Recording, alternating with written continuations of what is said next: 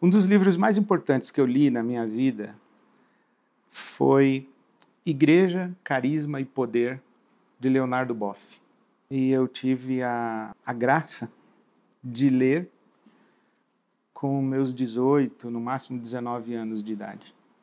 Esse livro foi publicado em 1981 e, por conta desse livro, que foi condenado pelo Vaticano em 1985, o Leonardo Boff foi obrigado a cumprir 1 ano de silêncio obsequioso.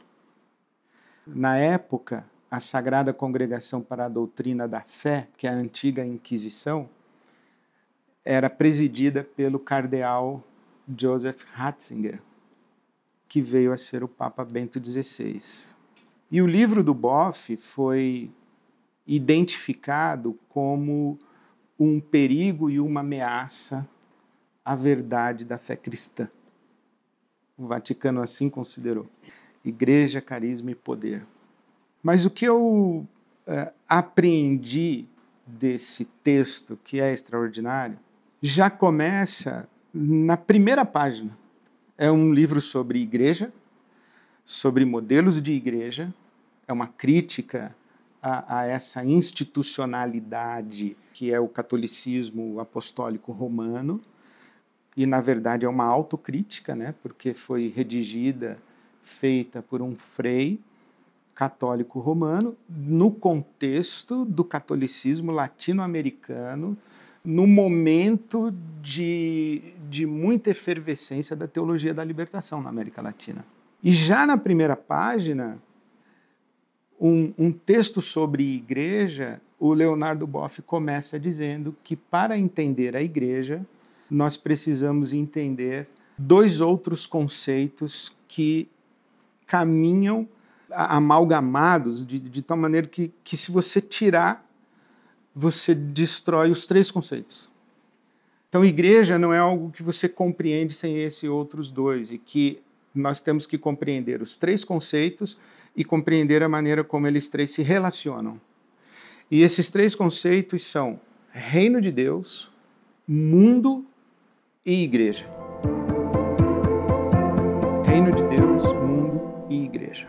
E a maneira como eles estão relacionados. Então, o Leonardo Boff vai dizer que o reino de Deus é o fim bom, palavras dele, abre aspas, é o fim bom da criação, de toda a criação.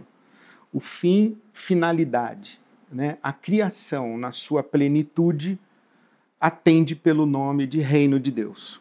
Que reino de Deus é a utopia de Jesus Cristo, ou a utopia revelada em Jesus Cristo, e que ganha expressão histórica, e que Jesus inaugura na história, né, mas não consuma.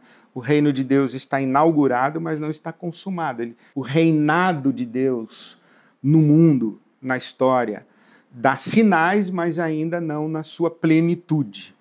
Então é a utopia de Jesus, o topos é o não lugar, aquilo que não tem lugar, nunca vai acontecer, ou que ainda não tem lugar. Então a utopia, nesse sentido, é aquilo que ainda não tem lugar. Se nós lembrarmos da maneira como Jesus nos ensinou a orar, Pai nosso que estás nos céus, santificado seja o teu nome, venha a nós o teu reino, seja feita a tua vontade, assim na terra como no céu. Então, o que é o reino de Deus? É o ambiente onde a vontade de Deus é feita. Aí é o reino de Deus. Onde a vontade de Deus está sendo feita, aí o reino de Deus está sinalizado. Então, criança passando fome, não tem reino de Deus aí. Violência doméstica, não tem reino de Deus aí. Milhões de pessoas desempregadas, não tem reino de Deus aí. Gente passando frio, não tem reino de Deus aí. A floresta ardendo, não tem reino de Deus aí. Quer dizer, onde a vontade de Deus não está sendo observada, não tem reino de Deus. O oposto é verdadeiro. Onde a vontade de Deus está sendo feita, o reino de Deus está manifesto. Por isso os teólogos latino-americanos usam mais a expressão reinado de Deus do que reino de Deus. O contexto onde a vontade de Deus está sendo realizada. Deus está reinando nesse sentido. Mundo, na tradição bíblica, tem 3 possibilidades de definição. Mundo como lugar geográfico, mundo como planeta Terra. Então, Salmo 24, do Senhor é a terra e a sua plenitude. O mundo e aqueles que nele habitam. Então, o mundo como lugar da nossa habitação. Vamos dizer assim, o planeta Terra, ou o universo criado. O mundo como lugar físico. A segunda possibilidade de definição bíblica é o mundo como sistema, estrutura social, cultural, política, econômica, a maneira como as sociedades estão organizadas. Isso é mundo. Então, quando na Bíblia diz não ame o mundo, né, é desse sistema anti-reino de Deus. Quer dizer, as estruturas e engrenagens das sociedades onde a vontade de Deus não é feita. Isso é mundo. E terceiro, mundo como humanidade, pessoas, seres humanos. Deus amou o mundo. Ele não amou o sistema anti-reino. Ele amou pessoas. Quando Paulo diz, não vos conformeis com este mundo, não se deixem moldar por este mundo, não tomem a forma do mundo, de que mundo ele está falando? Ele está falando do mundo sistema. Mundo, lugar, mundo, humanidade, mundo, sistema. E igreja? Então diz o Frei Leonardo que igreja é a parte do mundo humanidade que acolheu a convocação de Jesus para o reino de Deus e que se coloca no mundo lugar em oposição a todo o sistema anti-reino de Deus. Faz sentido, né? Eu acho que isso esclarece muita coisa.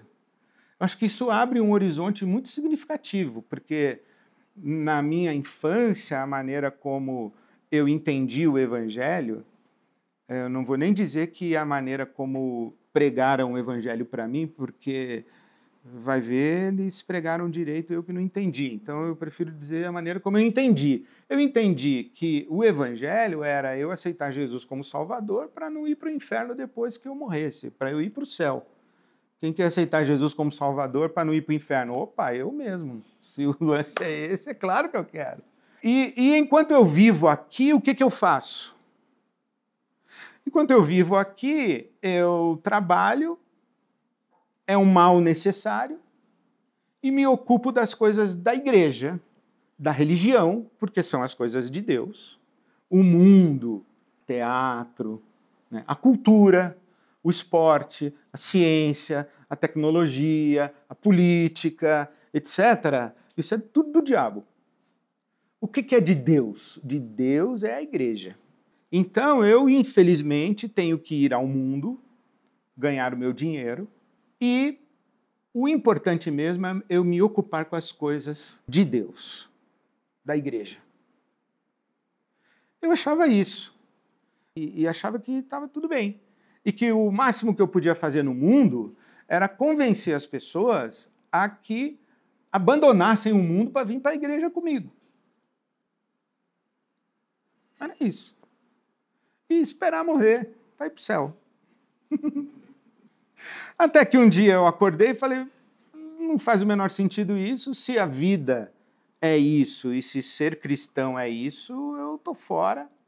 E por isso que eu disse que eu tive a graça de ler coisas muito interessantes e significativas, como, por exemplo, Igreja, Carisma e Poder, de Leonardo Boff, com os meus 18 anos de idade, e falar, opa, tem alguma coisa aqui muito diferente.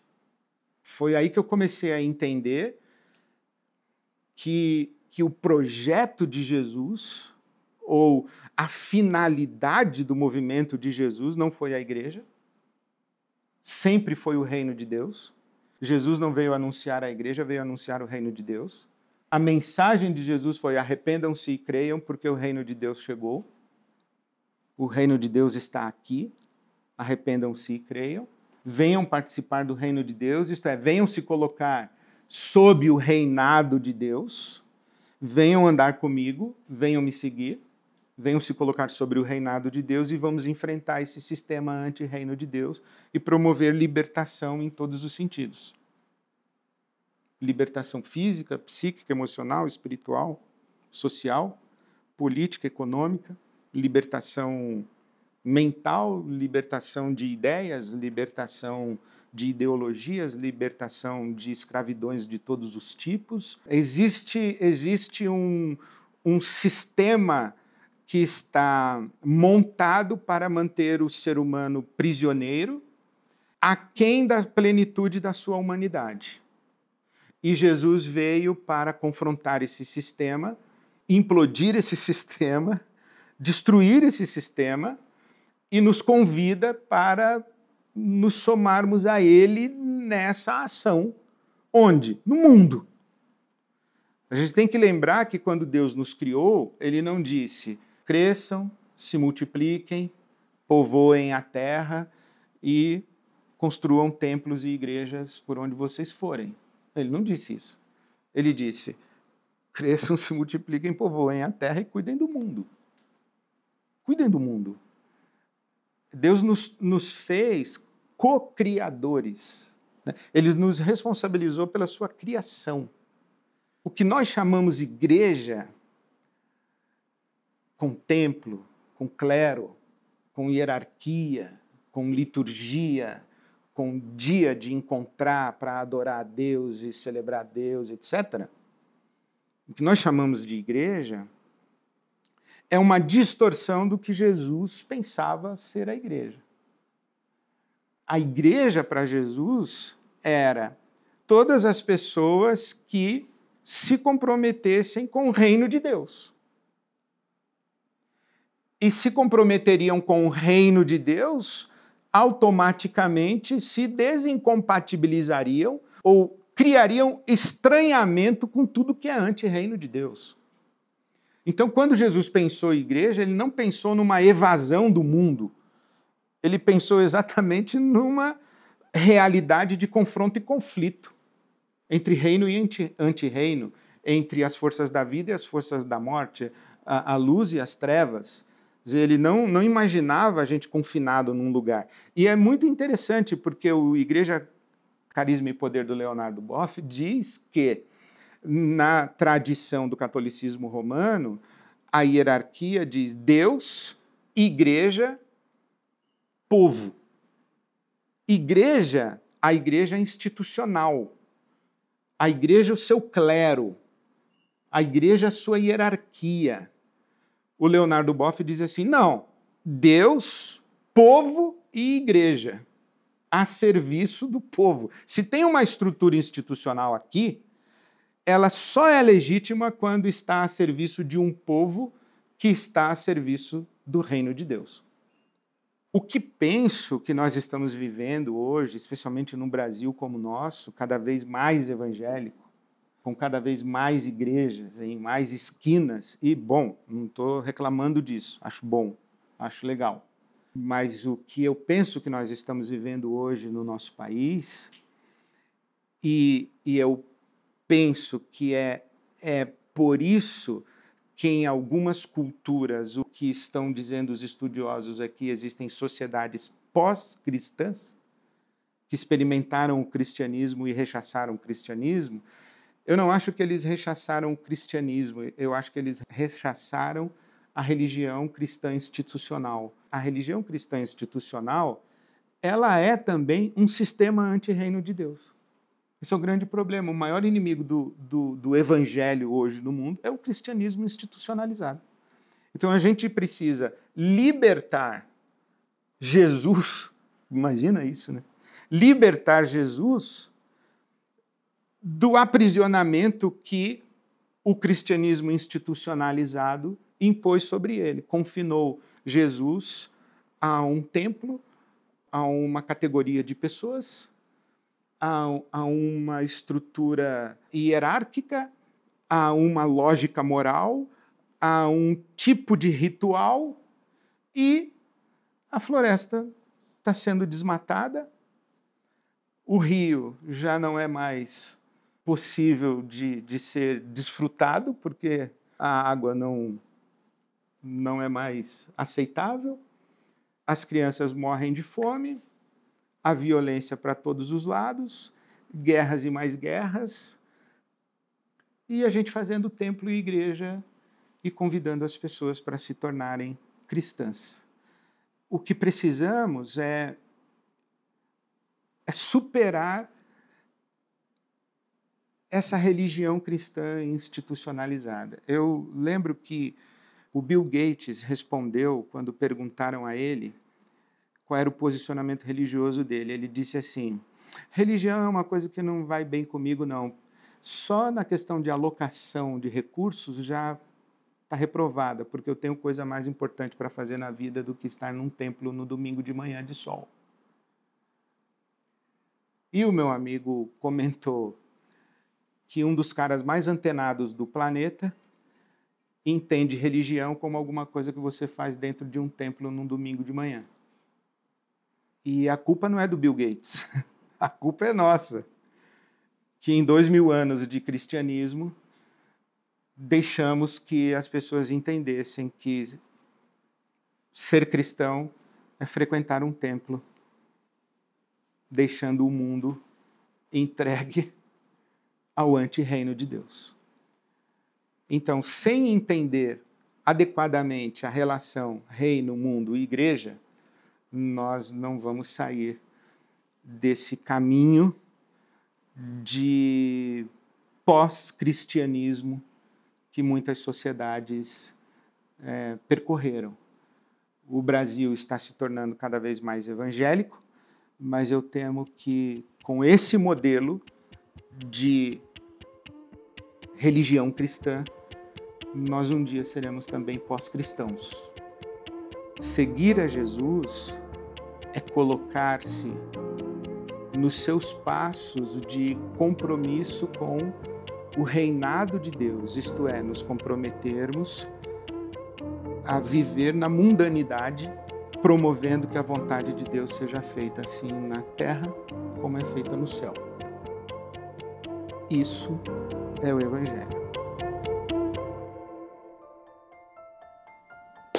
Fechou.